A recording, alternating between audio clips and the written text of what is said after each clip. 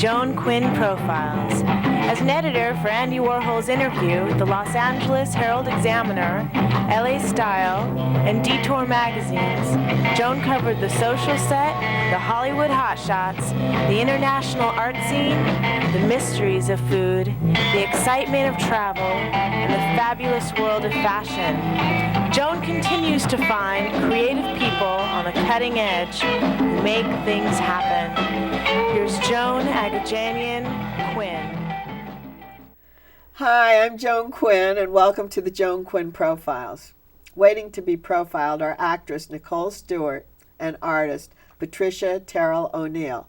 And Patricia's paintings are on the set, her eggs and this portrait of me. So we'll talk to her at the second part of the show.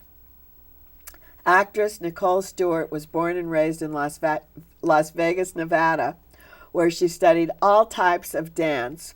And instead of taking her UC Santa Barbara scholarship, she moved to New York to study. She studied acting with Uta Hagen, and I think she took a lot of drama workshops and classes, didn't you, Nicole? Many years. You've seen her on TV, on the big screen, and on the boards. And if it's not her, you may think you're seeing her invisible work, because she has all these clients in the industry that she trains. So if you see somebody looking really fabulous, she could have been training with you, right, Nicole? Absolutely. How do you fit that Pilates training and fitness into your career? It's a challenge. It's a very big challenge, but I just do it. I can't think about it. I just schedule my clients in, and then I schedule my other stuff in, and it somehow works. But you go on the set, don't you, with some people? I do. I've traveled a lot with a lot of different people, but I am on the set. So usually when I go on the set with a client, I just I have people who can cover my clients while I'm away. Oh, you do? And I try not to be gone for too long of a time. You go actually for the whole duration of a filming of something? I've gone for the longest I've ever gone is 2 months. Oh, you have? I have. Once I was in Paris for maybe 3 months. Well, we don't want to send someone to cover for you there, do we? No, absolutely no. You have to go to that. Yeah, it depends on where we're going. If it's a really good spot, then I like to go, and then I go, I'm sorry. And then what do? Work with your client every day? Every day. I was in Australia last November, part of December, training Kate Hudson on Fool's Gold. Oh, so you can talk about who you've been with. I mean, people who know me know who I train. It's nothing that I pay to advertise for, right. But I'm really proud of that job, actually. Because she lost a lot of weight, didn't she? Well, not so much on that. When we did Skeleton Key, that's the one that was right after her pregnancy, where she lost her pregnancy weight really quickly, but we worked diligently for hours and hours and hours and hours. But do you talk about the food as well? Do you do everything? Do you do a whole program? I can do everything. I've been doing this long enough to do everything, but I mostly just focus on the fitness when I'm there. And if I'm around and she orders something that she shouldn't be ordering, I tell the waiter I go to the bathroom and I say, don't bring it, say you're out of it. And she's confused by that.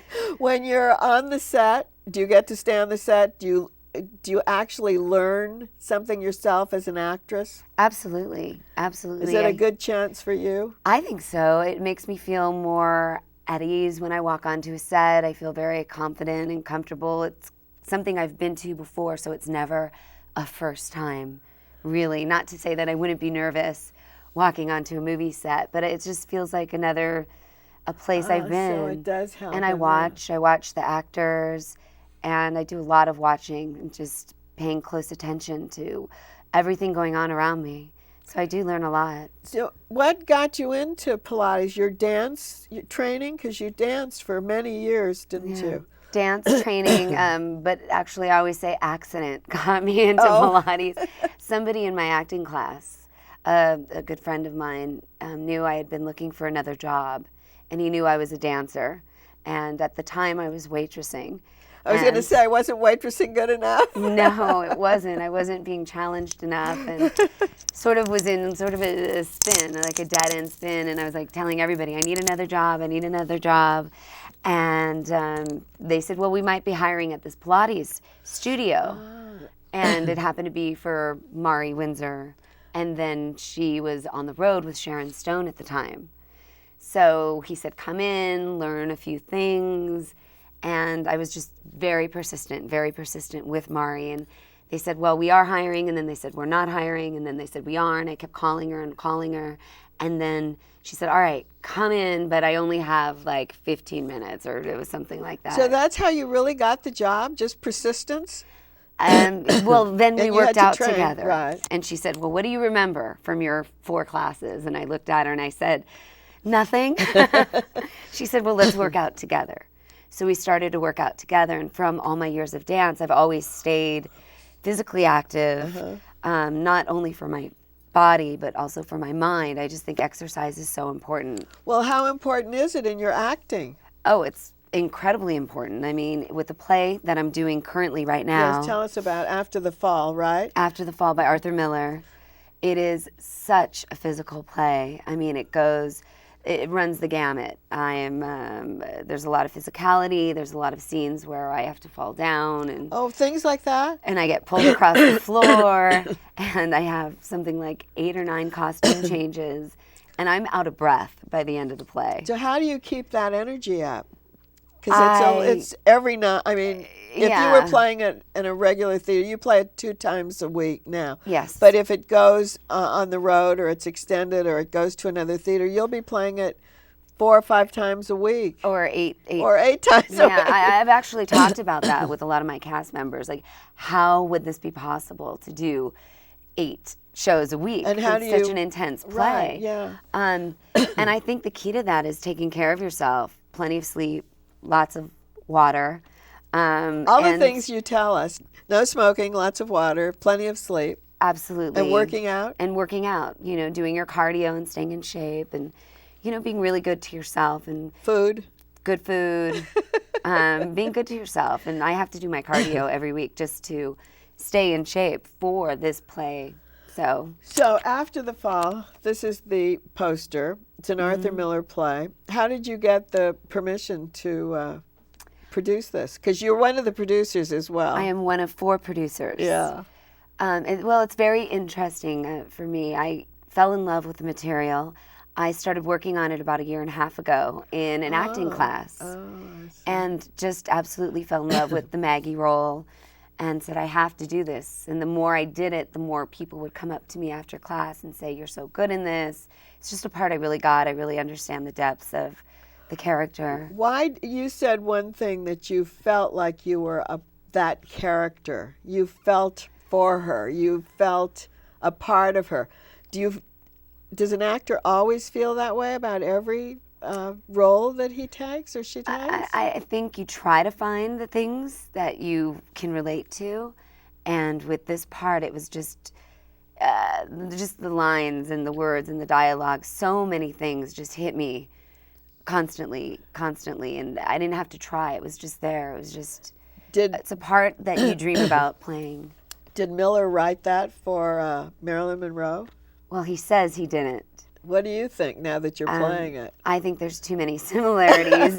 And also being a writer myself, it's just, there's no way he could have not have thought of writing this if it wasn't about her. What were some of the characteristics that come out that remind us of her? Well, mostly I don't think the public saw a lot of her, the darkness. That's what it's very dark, isn't it? Very dark, very bothersome, very traumatic. But the beginning of the play, it starts with her before she's famous, and the characteristics of, the dumb blonde, when actually she wasn't dumb. She was just very uneducated. She's a very smart woman, I believe, and just the other things that she wrote, that she said with, there's a line about her mother trying to strangle her, or smothering her with a pillow on her face, which in her books I've read, it was her grandmother who did that to her. So he found all these vulnerable things about her and wrote them into the Very much play. so, Yeah. and very personal things I believe about the relationship. It was just awful and tragic. So there were things that you could get into. Yes. And not play that dumb blonde. Exactly, exactly. But you, as being a producer, were you involved in the casting in any way? You know, I wasn't that involved at all. Because it's a big cast, isn't it? It's a huge cast. There's 11. We actually cut it down even. There's something like in the play they did on Broadway, there's about 22 characters. We cut it down to 11. We did a lot of voiceovers. We wanted to be really practical. Oh, you did. And really easy, simple, because it's such a big play and it's hard to do this play in a 99-seat Right. house. So Bjorn, the director, Bjorn Johnson, he really had specific ideas of what he wanted to do, and I sat in on a few casting sessions, but that was all his own control. That's what I was going to ask you about the director, how he came about and how he saw the characters. Well, he's actually my acting teacher. Oh, he is? And he's one of two people who really said we had to do this play. He and Larry Moss. Oh, good. Yeah, and we kept going back to Bjorn. We're like, please, will you direct us in this? Will you direct us in this? You said we should do this, so we need a director. And he kept saying, no, no, no. He was a little scared, I think, by taking on the task of directing this play. So it was a natural for him because he'd been acting, teaching with you, working, and he's in it too. No, he's not in it. Oh, he's not in it. My other classmate, AJ Motil, is in it with me. Oh, I see. Yeah. So before we leave, I want to talk about your films too, because you just did a film with Charlie Mathau. I did. What kind of a role was that? I play a ex-soap opera actress. Oh. And I played Teresa Russell's nemesis. Really? Yes. And really She's great. She was so nice. She's great. My scenes are with Teresa Russell and David Proval, who is actually a writer on the script. Oh, and how was Charlie as a director? Fabulous. He's such a great guy. He is so wonderful. We had a really fun time, and I got to fly home to Las Vegas. Oh, you did? Which was one of my dreams to come, it came true. I was like, I've always dreamt about flying into Las Vegas and shooting a movie there. So that's what you got to do? And that's what I got to do. Well, I'm glad you came on and shared all of your experiences as a blonde. Aw, thanks. Thanks. And don't go away. We'll be right back with artist Patricia Terrell-O'Neal.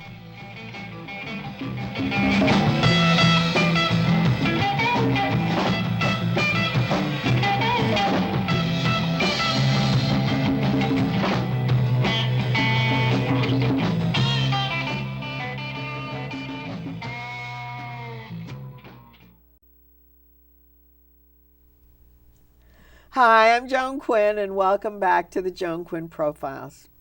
I'm with artist Patricia Terrell-O'Neal, who was born and raised in Nashville, went to Peabody College, which is now Vanderbilt University, studied in Toronto, and earned a master's of fine arts from the New York Academy of Arts. Yes, you've seen Patricia's work in galleries across the United States and select collections in Europe.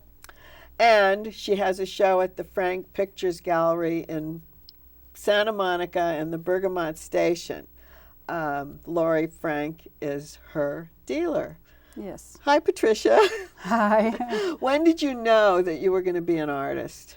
Oh, I think, truthfully, I always thought I'd be an artist from the time that I can remember as a child, but I really didn't know what it meant or what an artist was. The whole You're right. overall. No, growing up in Nashville back then, particularly, it's and maybe still in a way. Their writers are very important.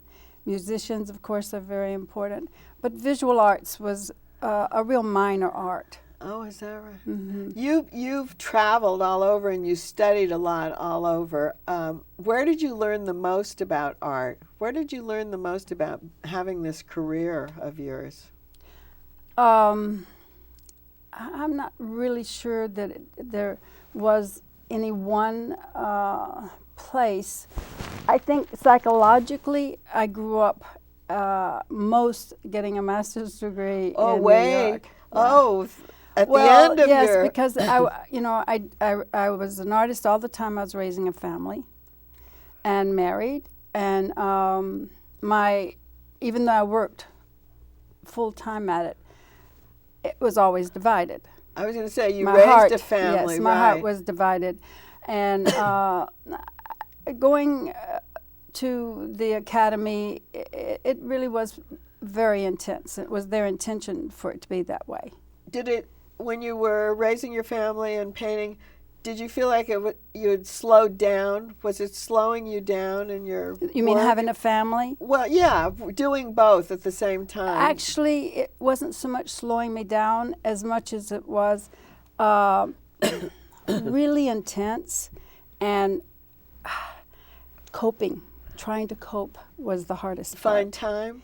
Coping with the time, the emotions, the love, and I always felt that my family was the most important thing. But I think if you look through their eyes, I was always working. And it's a hard balance. It really. And I think yeah. as and a as woman, yes. and as a woman Yeah. looking at it that way, Yes. because I think we look at men, because that's what Yes. we've always looked at, and we look at the way they handle their work, and I think the family always looks at them and says, "Oh, you're always at work. Yeah, You're right, never right. with us." Yes, So that's you true. can see the same Yes. thing can happen. And I was raised, really, my mother died when I was young, and I was raised by my father. And he was wonderful. He's dead now, but he was a wonderful man. And I did look at being a parent very much like, well, he did it this way. And it wasn't always necessarily, I didn't have a good grasp of parenting. But I loved I loved the children. I loved my husband. I still do. But obligations when they Right. were all home was Very difficult. very, very difficult. Well, did you find that you could work in a certain medium better than other mediums? I actually at worked quite a bit. I was in painting, then I went into sculpture. That's what I mean. And sculpture was pretty wild because it was a constant mess. So you have to find some way also to make your craft Yes. that's easy to Yes. fit into your... Yes. You have to, I've noticed with men, I don't want to be too general about this, but I've noticed with men, they don't break away very easily if they're doing something. Whereas women, especially, I had 3 children, from the time they're born, you're always ready at any moment to drop what you're doing and going to that. Exactly. And that, I think, then going back, and your mind has to be extremely flexible. I think we And your can emotions have to be multitask. flexible. I think Yes. we can multitask. Yes. And one of the things you use that, I'm going to show this painting, and I'm going to talk about the way you do a flat painting and then you apply it to something. In this case, that's the case in many of the paintings I do. As a matter of fact, in this one, that's the way I approach it. This is more recent. See, this is only since the Frankensteins that I this started is doing that this. you started attaching? This actually is a plaster and glue onto the board that I put about 8 coats. And I had the board itself for many years. And then when I started the egg painting, then I looked at it and I thought, oh, I will paint it on there. So each piece is truly a unique piece. So this piece, this portrait, Uh-huh. which was great, I sat for Yeah. you for Which a I few appreciated hours. really very much that you came and sat for the You portrait. took a few photographs. Yes. And then you came up with this. It's on very thin. What is it on? Well, actually, it's on a linen, a traditional linen, and it.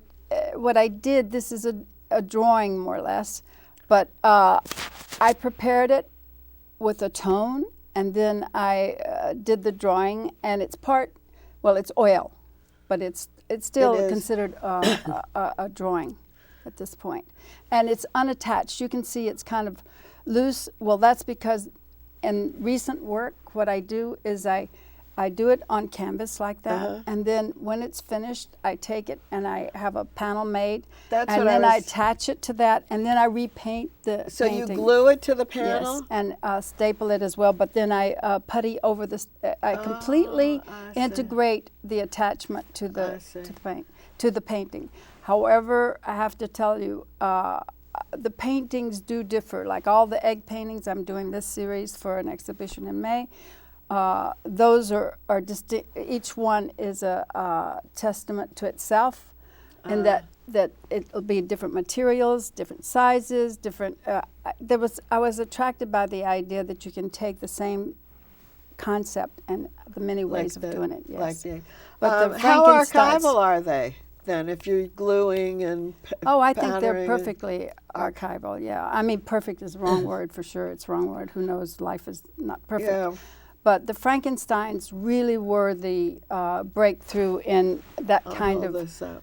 Yeah, I did those in France in my studio over there. This show was at the Is Frank currently. Pictures Gallery. Yes. Frank Pictures Gallery in Bergamot. And Lori. Lori saw these paintings of yours. You were painting them in a castle in France, Savoie. Yeah, Tell I us have a about studio that. there. Okay. And I did all those paintings there.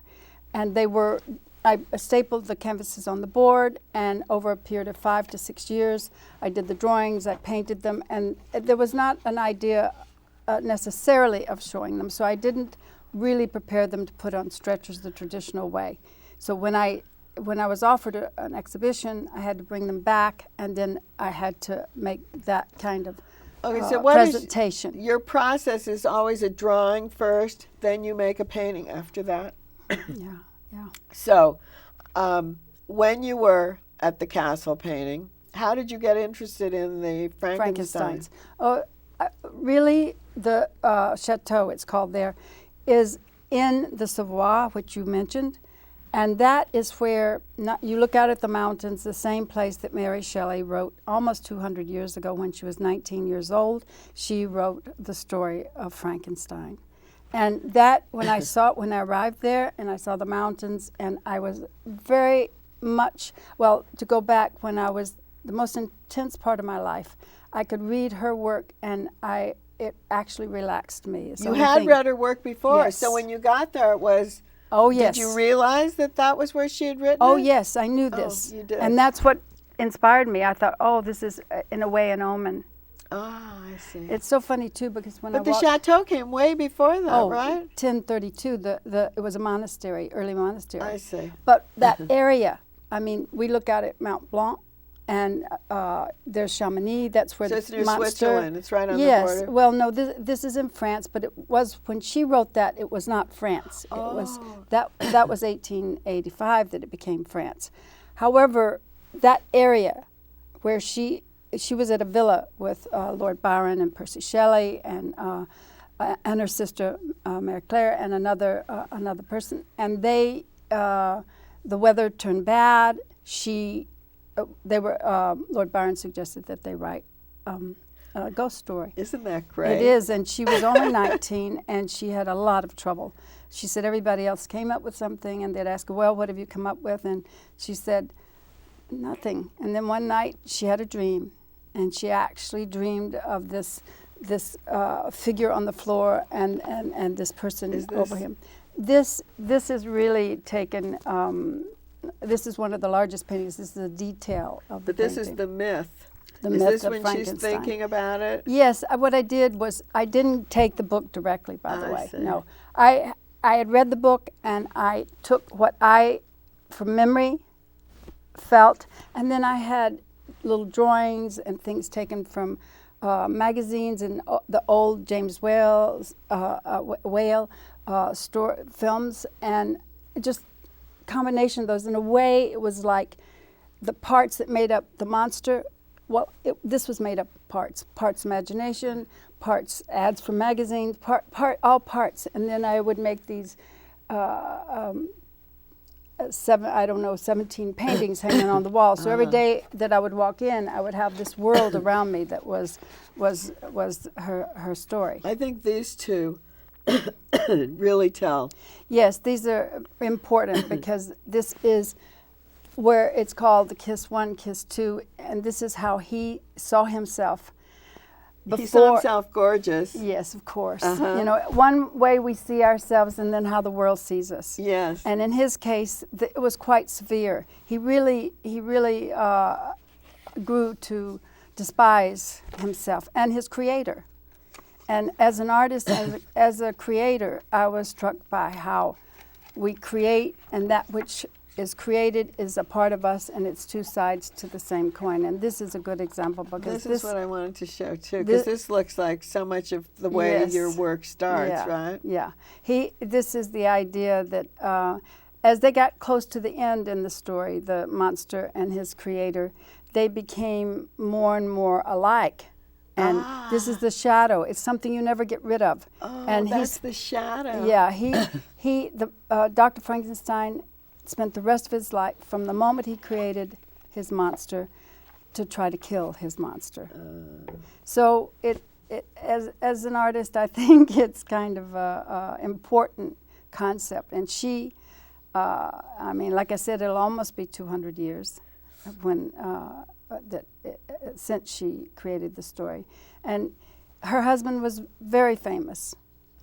And really now, the monster and Dr. Frankenstein, the word Frankenstein, almost everyone has heard. That's Frankenstein, right. Yeah. Here's one more. Yes, this was taken, actually, I had a little postcard. It was an anonymous postcard from the 20s of Lottie Lanier and of, what's his name, the actor.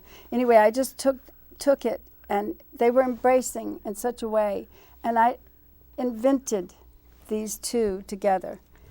Peter Lorre was the face. Right. And I just imagined them together and how the world laughing, but he had this dream that if he had someone to share his life, that he could stand his life. So in this way, it's quite a humorous painting, even though it is about the horrors of his existence, or anyone's existence that feels an outsider. I think you've brought so much to us today. It's been so great, Patricia. Thank you, and thank you for watching. Email me, JAQuinn, 1, at AOL.com, 777 South Figueroa, 44th floor, Los Angeles 90017, and go see Patricia's paintings. Yes, and thanks to Lori and to you. You're welcome.